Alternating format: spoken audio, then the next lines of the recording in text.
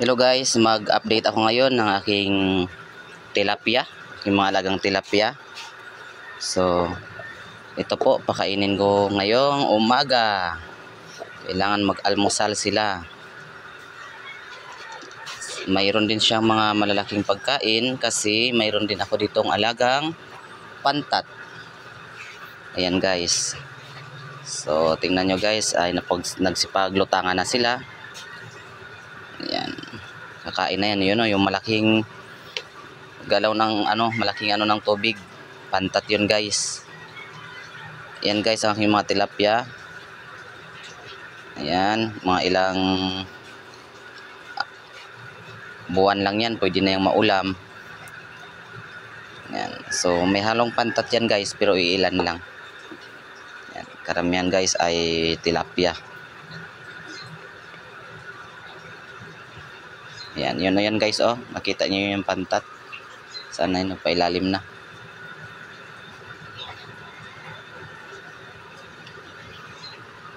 Yan guys, ang mga tilapia. Masaya din guys mag-alaga ng isda. Nakakaaliw siya tingnan. Nakakatanggal ng stress araw-araw. Yan, tuwing umaga ito lang yung yung routine. Pagpakain ng isda. Yan. So yan na guys ang aking mga tilapia guys. Medyo malaki na yung iba. Yung iba pa rin, maliliit.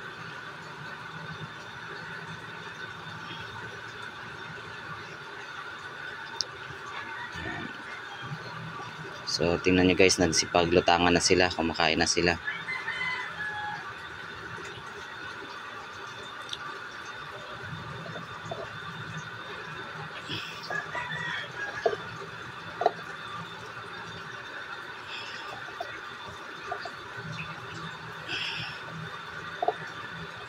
Nilagyan ko rin sila guys ng water lily. Kasi yung water lily minsan kinakain din nila yan. Mga dahon. Ayan.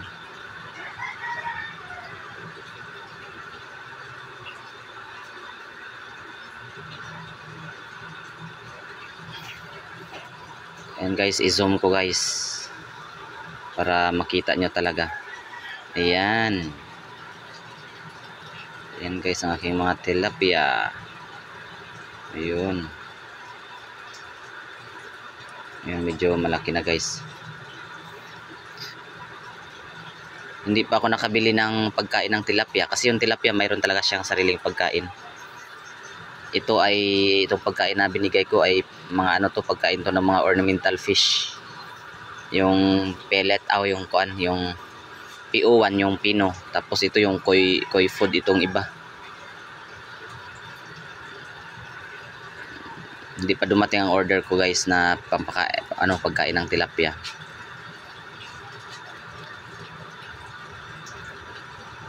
So ayan guys, nakakatuwa silang tingnan. Subukan nyo rin ito sa inyong garden. Pwede kayong gumawa ng aquarium, gawa ng semento. Ayan.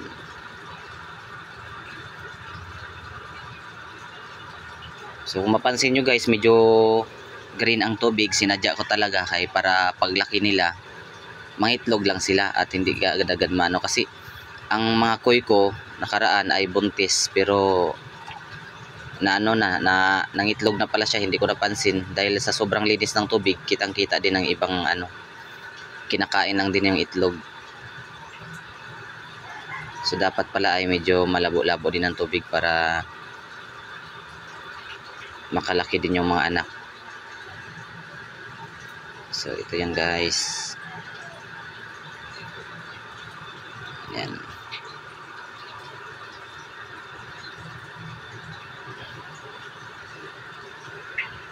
Ayan. So yun lang guys, maraming salamat. God bless everyone.